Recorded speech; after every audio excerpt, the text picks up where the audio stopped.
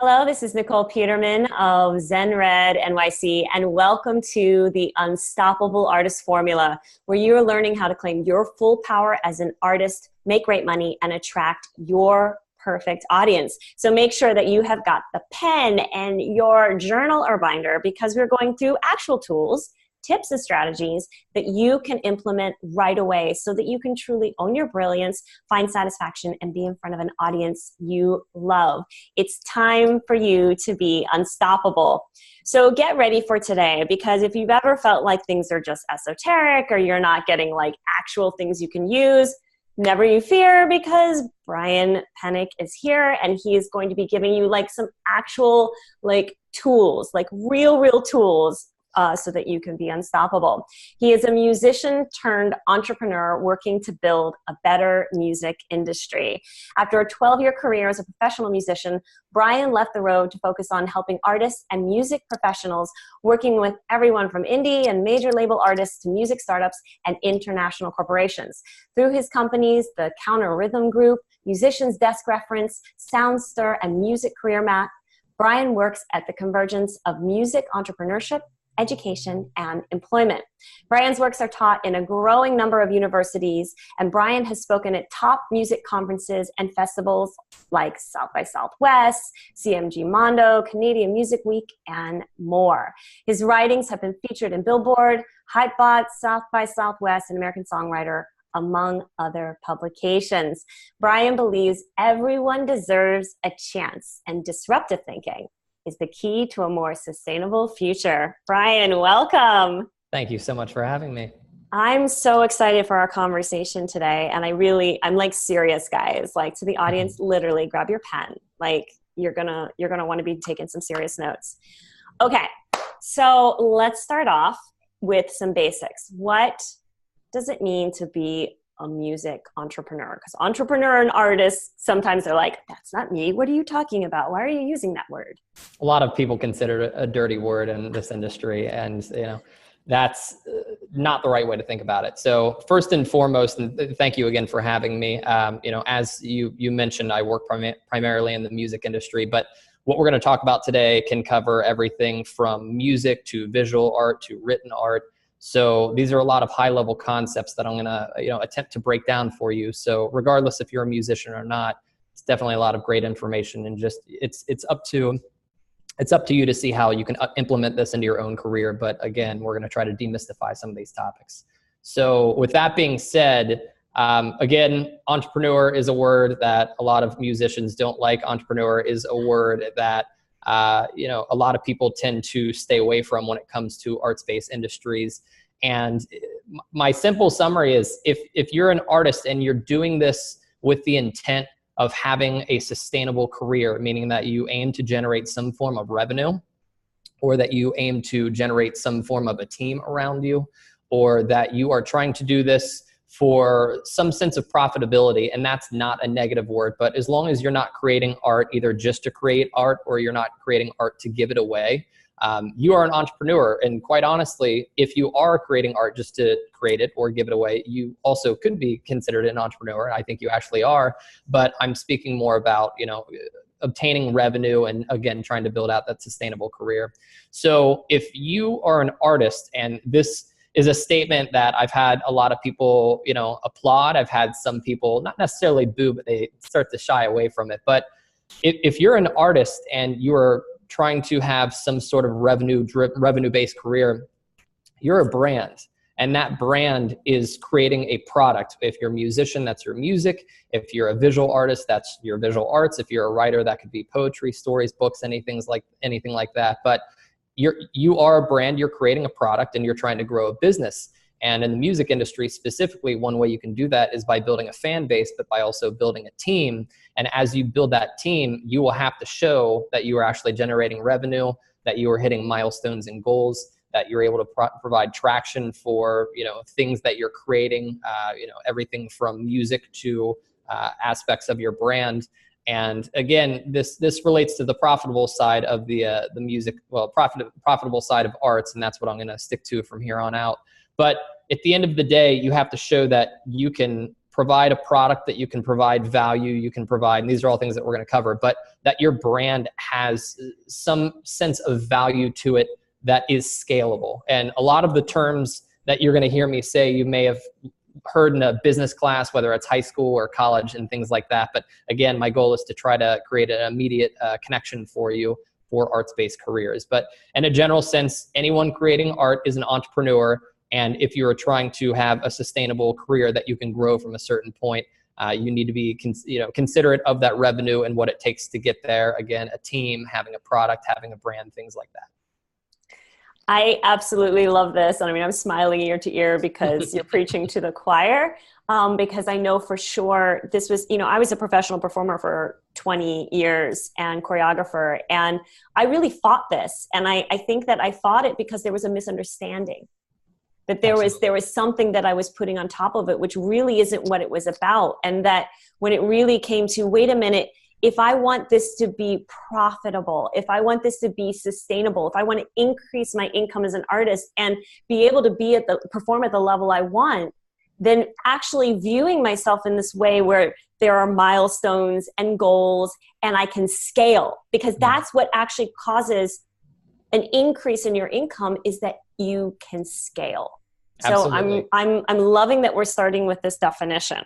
And okay. It's interesting. And one more point that I'll add is, there's a certain level that you can create art, on your own time, on your own dime. But when you, start to get a sense of, whether it's enjoyment or you start to get a sense of traction, people are very appreciative of your art. They're receptive, maybe you're monetizing it, maybe, not quite at that point. But there's a certain point where it's really a line in the sand. You have to decide, what route do I want to go down?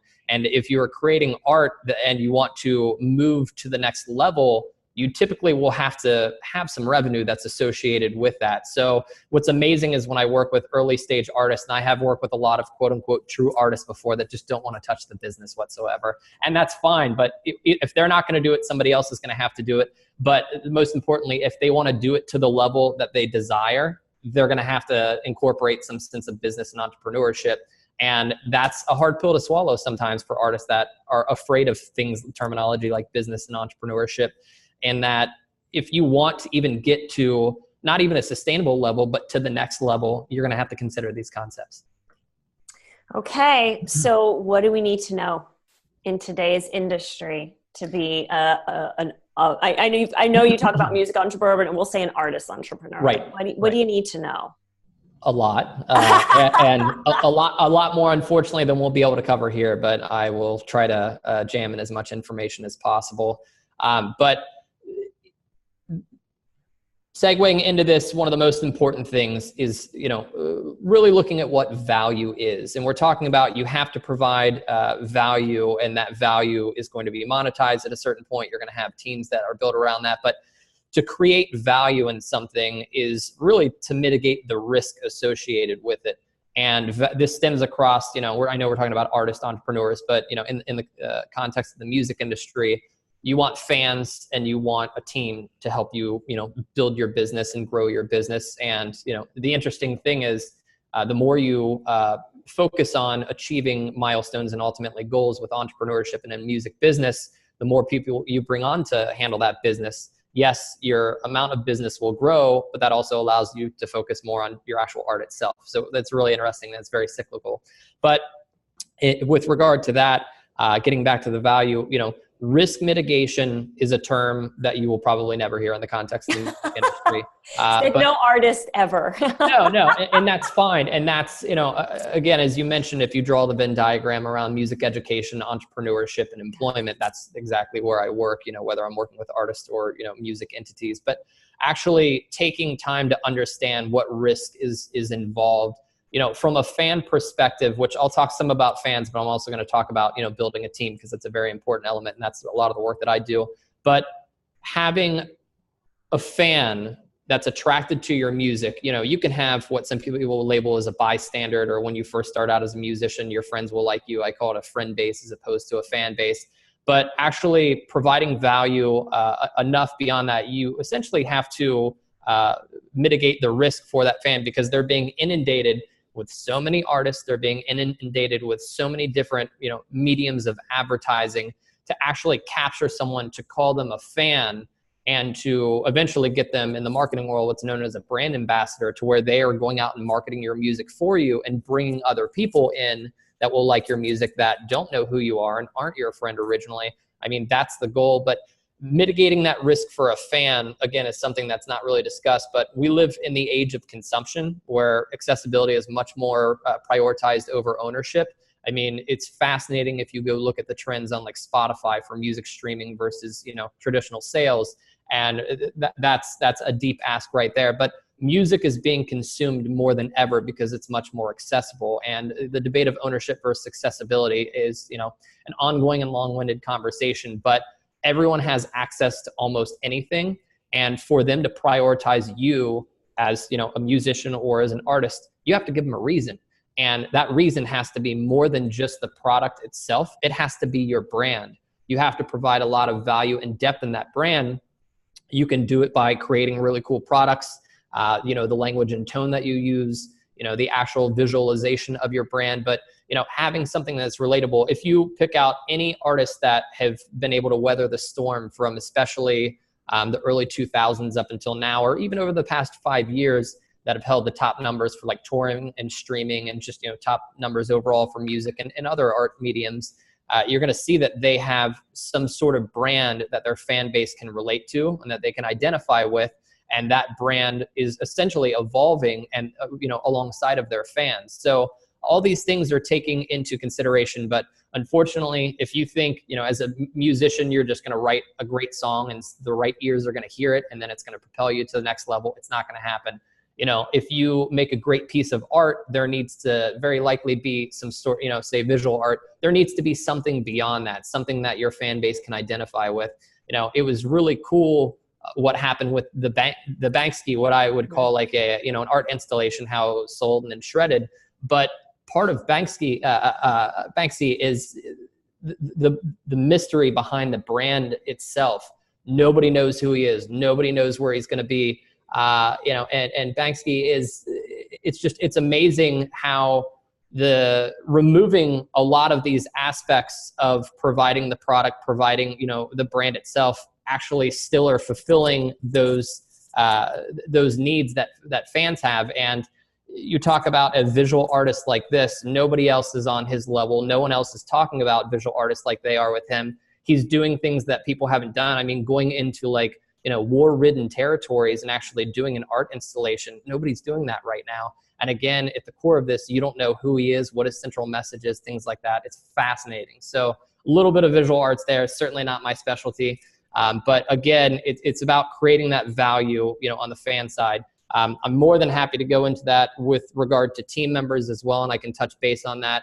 But a lot of artists especially think that if I get a manager, if I get a record label, if I get a booking agent, that's all I need. They're just going to take my career to the next level. Those professionals have a job, which is to build your career beyond a certain point, but you have to create that value and mitigate that risk before they will want to work with you.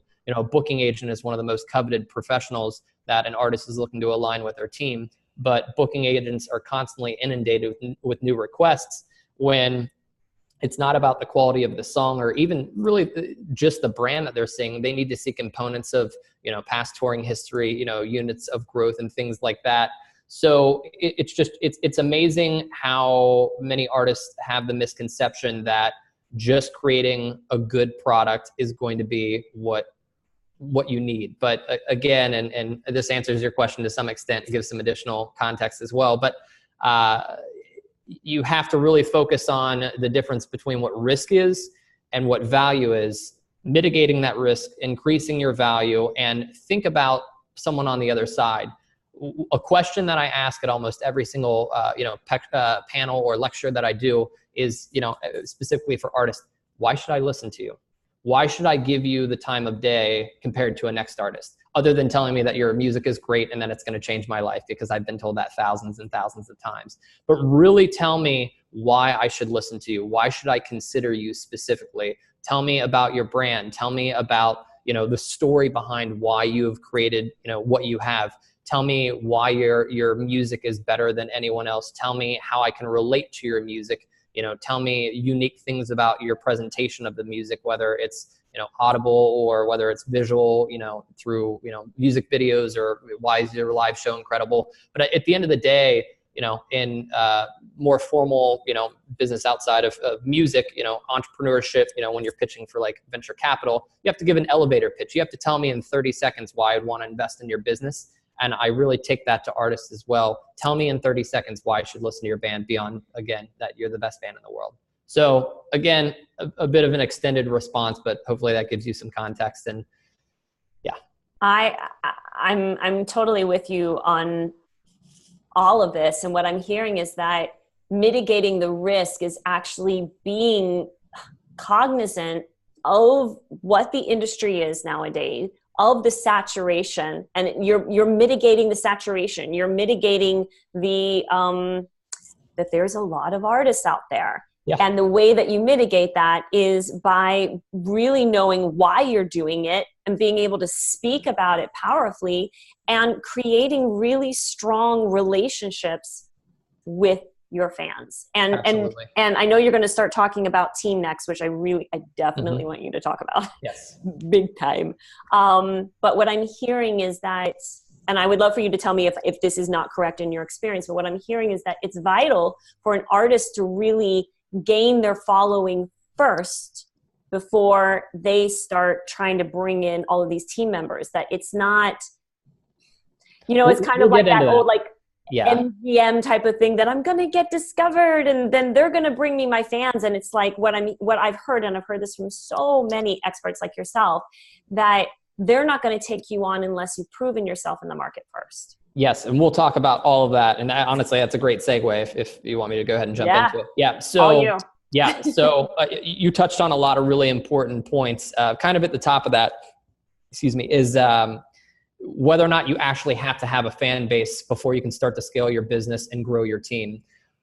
We live in, as I said, the age of accessibility over ownership, but we also live in the age of the empowered creator. So we have more people creating than ever. And that trend is going to continue because especially, mediums of creation, computers, smartphones, tablets, and software especially is becoming much cheaper. And that's great. And you're getting an oversaturated marketplace. But when you do create something of value, it's going to stand out and it's going to weather the storm. Beyond that, when you look at, the quality versus quantity, do you actually have to have that fan base to attract team members, attract interest? The short answer is kind of, and I'm sitting on the fence with that intentionally, and I'll get into that now. But what I focus on with the artists and the music entities that represent artists that I work with is building a higher quality fan as opposed to a larger quantity of fans. It's amazing how many artists come to me and say, I have 5,000 Facebook likes. Why don't I have a booking agent? Or I have 20,000 Facebook likes. Why am I not signed to a record label? And one question that I always, put back to them is what is the quality of that relationship? You have 20, 50, 100, whatever that number is arbitrary, thousands of fans, but what type of engagement are you getting? Are these fans actually doing something other than following you online? Are they liking? Are they commenting? Are they sharing? Are they a brand ambassador? Looking to other objective units of measurement. Are they buying tickets to your shows? Are they buying merchandise?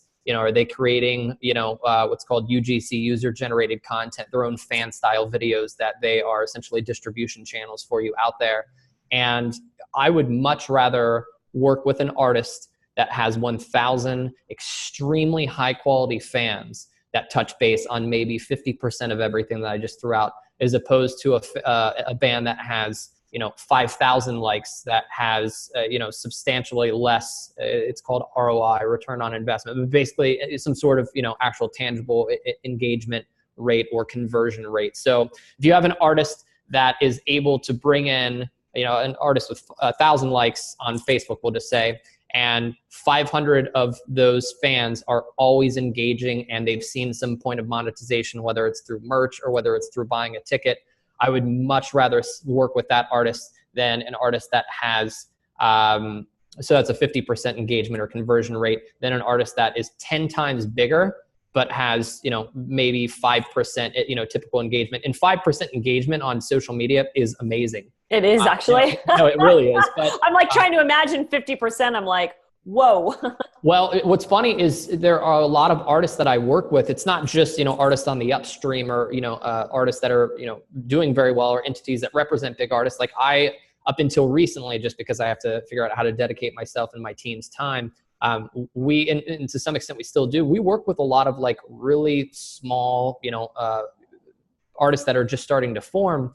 And what we're trying to do, especially through, our products like Music Career Map, which is something we're launching, a Musician's Desk Reference, something that we have, and we'll talk about that, is focus on your local market, focus on your hometown, build the quality relationships with your fans, because you're going to develop some healthy habits early on when it comes to fan engagement, follow up, actually, developing that connection with your fans. And that's only going to expand as your reach does as well. And in the age of, empowerment for creation and the age of mass consumption, you should not be the only one marketing to your fans and your potential fans. You want your fans marketing for you. The relationship and the value that you see from one of your fans marketing to one of their friends and having that conversion happen, it's substantially higher, and it's a deeper level, because then there's some sort of personal connection. If you and I are riding in a car and I put on a song and say, I really like this, here's why I really like it. Not only am I sharing that story with you, we're also creating a new experience that both of us can share together. And it's kind of that indirect engagement that not a lot of artists consider, but that's what a lot of great marketers outside of the music industry consider. And there are a lot of great, marketers within the music industry, but artists need to be thinking in terms of this. It's not just about getting your music in front of everyone or getting your art in front of everyone that you possibly can. A visual artist should not have a gallery where they want to have 1,000 people through the door if, only 50 of them are going to be, signing up for a mailing list, and maybe 5 are going to be buying a piece of art. Add some scarcity to it, add a limit to the number of people in, so that you can actually walk through with each individual person and explain to them about a piece that you've created. You're developing a bond with that potential fan or potential customer, or whatever you want to call it in visual arts, but you're creating an experience, and that's something that has value to it. That's something tangible that they get to walk away with. Somebody's going to much rather have a piece of art hanging in their home that they can go back to a story, or they can go back to an experience, as opposed to something that they passed on the wall and decided to cut a check for. That I really hope that all the visual artists just wrote that down. I hope so too. Yeah. That was a really great idea. And it's so funny. At the time of this recording, I've just recently seen A Star Is Born, Lady Gaga. Mm-hmm. And proof of concept, exactly what you're talking about. Yep. I went on Facebook literally right after seeing it, did a little like screenshot of her just like belting her face out on the song that I love the most, and basically said, I'm obsessed with Lady Gaga, A Star Is Born, songs going through my head. I got, like, usually I go to see a movie, I post about it, some people comment, not that much. I could not believe the amount of comments I got. Yeah. And what was really interesting, and what I want everyone to hear that is totally along with what Brian talked about, was then people were like, oh, maybe I should go see it. So I'm literally like, Lady Gaga didn't come to me and ask me to be a brand ambassador, although that would be amazing. I'll just put that out to the universe. I was so moved by the movie and by her songwriting specifically. It was her songwriting that floored me, that I was like, oh my God, I have to tell the world about it. And so I literally, every single person I have been talking to about it. And I have, because of that, I think there's like 4 or 5 people that then were like, oh, I need to go see it. So I love that, because you're talking, know that it really is a ripple effect. Oh, it totally is. And honestly, and that just to wrap this point, when we talk about proof of concept and scalability, what professionals are looking for is not necessarily, your current size in the industry. I mean, they're going to evaluate a lot of objective things to make sure that you have the potential to grow as an artist. But you're seeing not necessarily signings, because I don't want to paint the picture that that's like the end all be all for a musician, that if they get signed to a record label, that's going to be it. But especially if you can align yourself, I do artist development, which is early stage management. And then usually we scale out artists to other management companies, or maybe we partner. I've helped place artists with booking agents, publicists, entertainment attorneys, blah, blah, blah. But what the professionals are looking for that we eventually align these artists with is, first off, the recommendation from me as a professional, because I'm acting as a brand ambassador on behalf of these artists, but they're looking for so much more qualitative relationships than quantitative. And what that means is a booking agent, yes, they want to know that you can get out and tour. They want to know that you have sold some hard tickets in so many markets. But back in 99 through 2001, when I was first getting my start with touring, when I was just coming out of high school, sounds like forever ago. I started touring at 16. But when I started touring, it was just, let's hop in a van and go and see what happens and try to cover as many cities as we can.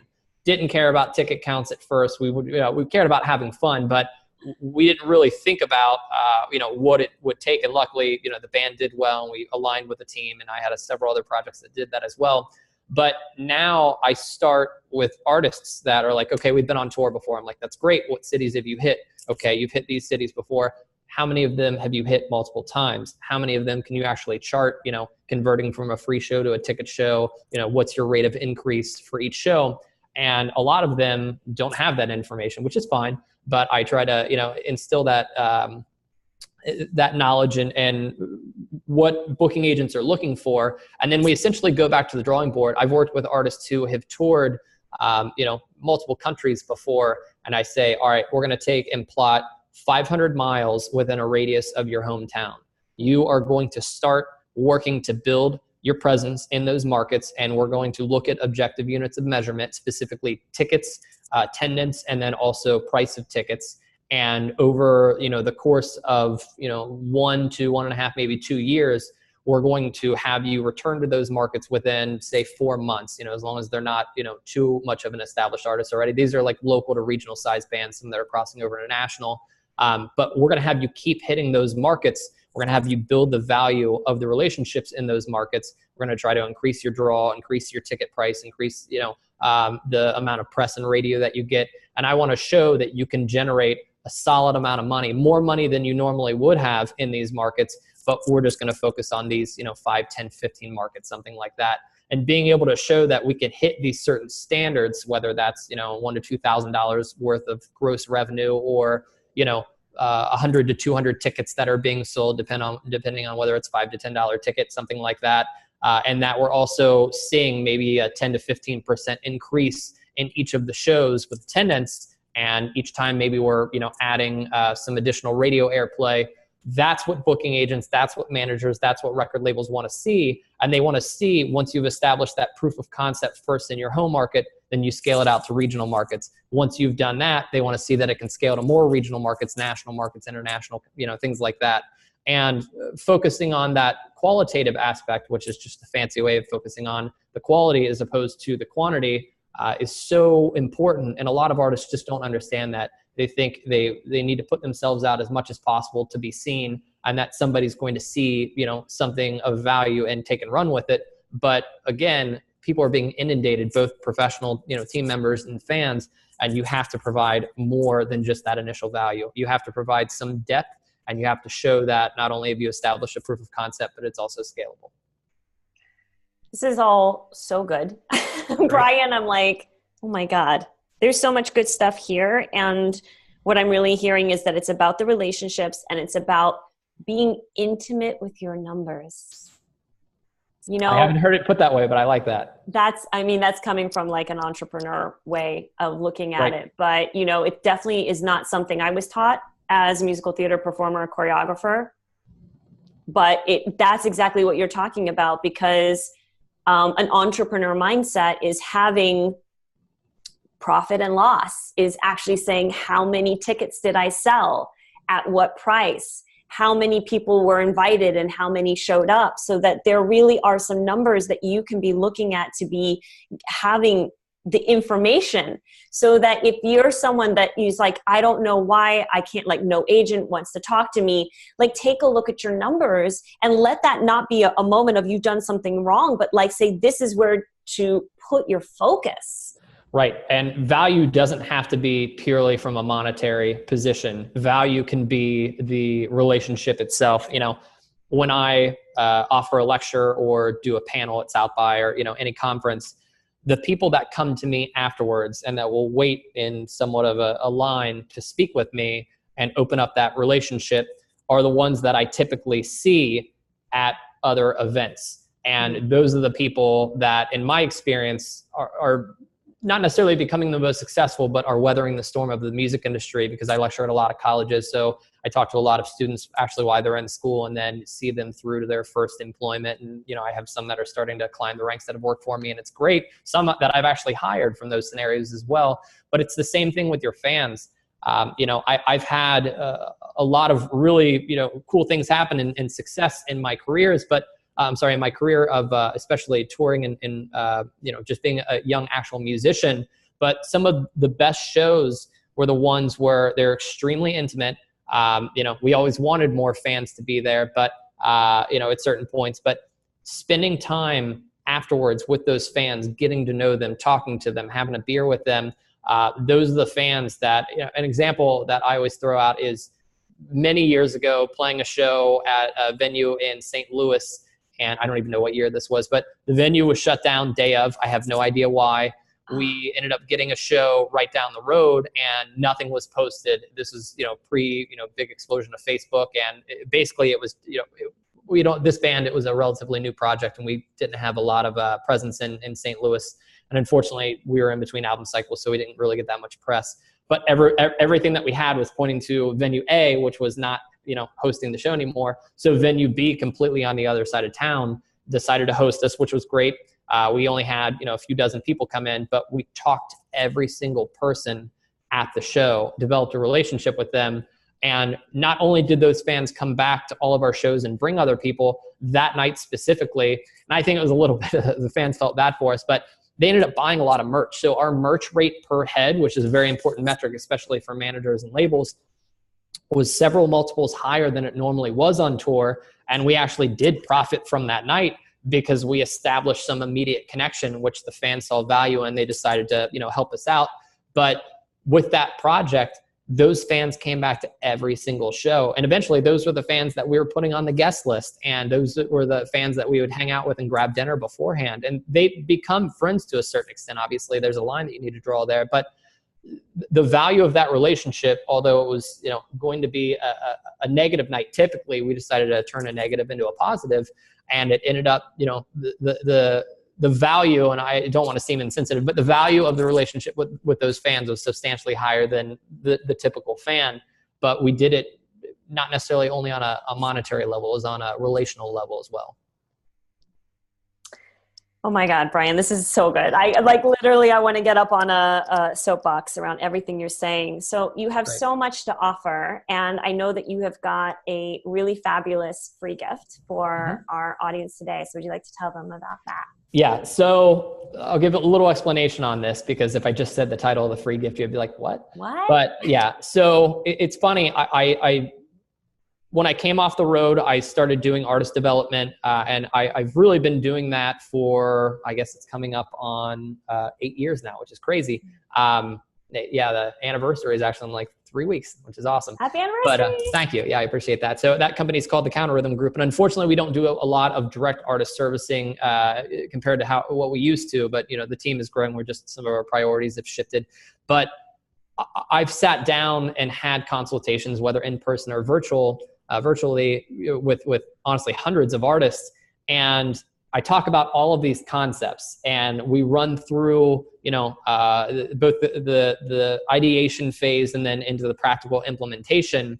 And I make sure that things make sense. And obviously we covered a lot of ground here. So, watch this many times, watch all of the other, videos that are featured in this series, because I've seen the speaker list, and quite frankly, it's very impressive. So great job to you.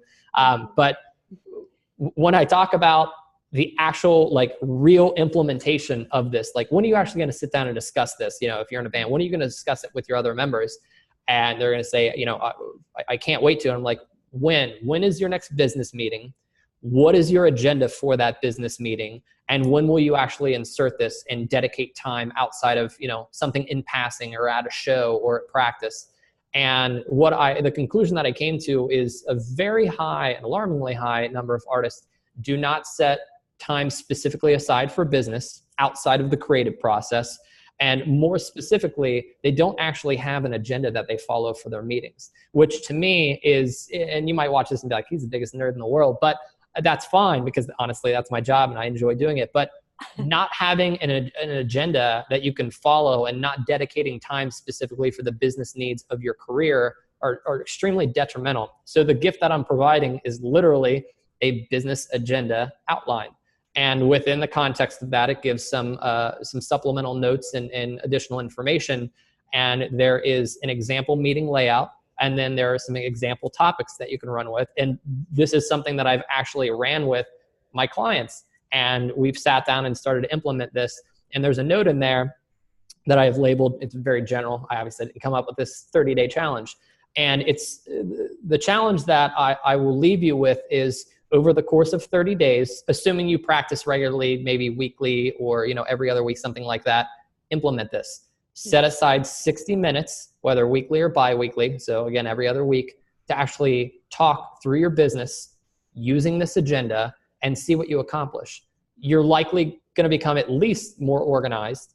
You're going to realize how much work needs to be done, but you're going to get a sense of how you can more efficiently approach the business side. And again, the more organized and the more efficiently you work, you're actually going to leave more time for your creative process. So don't double dip when you're at the practice space or loading out or loading in for a show. Actually set aside real time for this. And the gift, again, it's a business meeting agenda template, but it starts with this. And quite frankly, if you can't implement something like this, you've got more problems. And please take the 30-day challenge, see what you get out of this. Maybe do a group interview with everyone, just like, I want to implement this. What do you think right now, today, on October 9th? Everyone's going to be like, you're crazy. I don't want to do this. This sounds boring.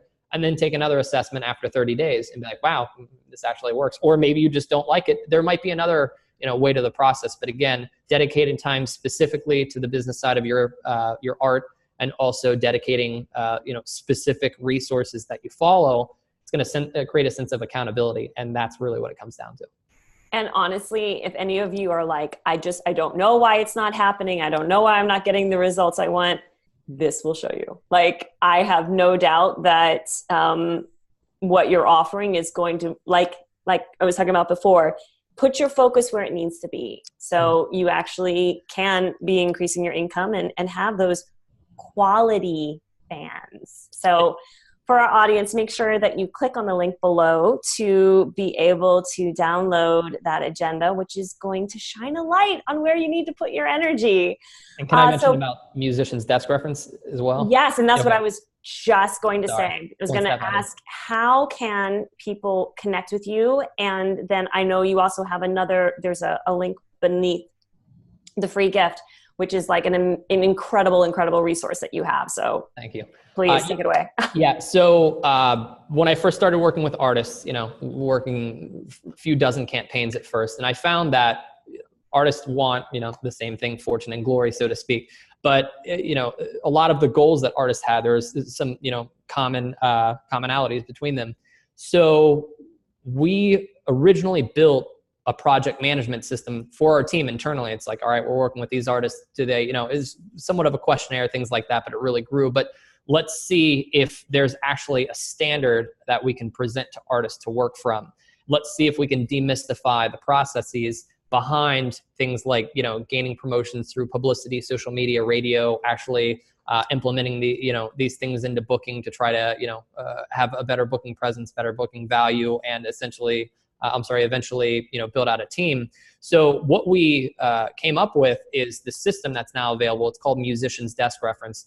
And it's a project management system combined with a content management system. So those are fancy terms for it. Basically teaches you concepts through business, recording, promotions, your live show, building a team, but it also teaches you how to specifically implement them into your career. So we've had projects within this platform that literally give you a to-do list, every step that you need to do that you can customize to your schedule. You can delegate individual tasks to yourself, other members in your band, your team members. And this is something obviously specific for the music industry, And then there's a document building tool as well. So you don't have to be a graphic, designer to actually build some service documentation like posters and one sheets and things like that. But it really demystifies the process of how you go about both learning these concepts and applying them to your career. And we've used this with artists. We have some, professional agencies that literally use this as like their day-to-day task management system. We have, several universities that have actually incorporated this into their curriculum. And we've also co-developed a few courses, and we're scaling this out much, much bigger. And we're combining it with another product called Music Career Map. But the coolest thing about this platform is it's free to try. And you can sign up for 30 days, you get full site access, and then it's either $10 a month or $100 a year, which is obviously a very minimal investment. But as a part of that 30-day challenge, you can start to see what all business, aspects you need to focus on in your career. And your next question is going to be, what do I do? When do I do it? How do I do it? Things like that. And those are the broad concepts that the platform literally breaks down. So I very much encourage you to check it out. Again, 30-day free trial. There's documentation listed at the end of the agenda that you can reference in the platform. There's actually some walkthroughs for the platform as well. So again, check it out. It's free.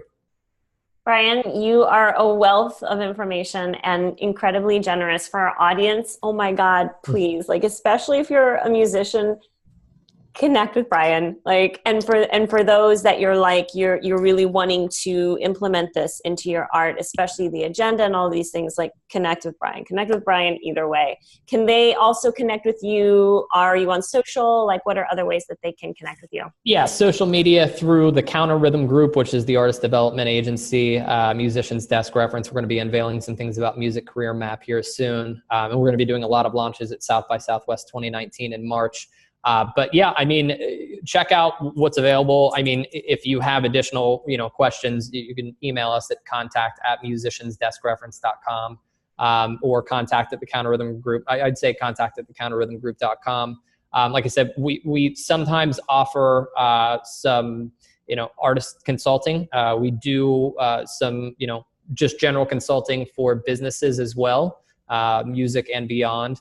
But at the end of the day, we're here to help. We might not be able to help you directly from a service perspective, but if you're looking to advance your career specifically in the music and arts business, we probably have tools or resources that we can direct you towards, because we have a lot of information. MDR has 100 documents and templates alone that are featured within it. Again, you get free site access to. So we're here to help. And, best of luck to everyone that's watching this. Thank you for watching this, and thank you for having me. It's success is a relative thing. Success for you is going to be different for another artist. And just because you might not sell out Madison Square Garden on your first try, or maybe never sell it out, does not mean that you are not successful. And really breaking down the concepts of what goals you want to have and the milestones you need to meet to actually accomplish those goals is a very, very important thing. And one of the other concepts is that I want to leave you with is, this is not a zero-sum game. What you're providing here is an amazing outlet for, artists to learn, but really utilize especially your local network. And if somebody accomplishes something and makes an advancement in their career, that does not mean that that opportunity has been removed for someone else. You should champion each other, and you should provide an outlet of support, a safe, and supportive outlet. And if you've accomplished something that someone else hasn't, help them, inform them, talk about it with them. And then if they've accomplished something you haven't, do that as well. I live and work by a few different mantras that, as you mentioned, everyone deserves a chance, and, everyone deserves access to quality resources and materials. Your local community, whether that's something specifically around you, or your friend community or professional community of artists, musicians, whatever, that's one of your greatest resources. So I encourage you to tap into that. And again, celebrate others' success, and they'll celebrate yours. Brian, thank you so much for your wealth of information. This has been an absolute delight. My paper is filled with all of your genius. For our audience, please make sure that you connect with Brian. Click on the link below. And this has been Nikol Peterman of ZenRed NYC. Thank you so much for being here on the Unstoppable Artist Formula. Keep an eye on your inbox for your next juicy training. And Brian, thank you again so much. Thank you for having me.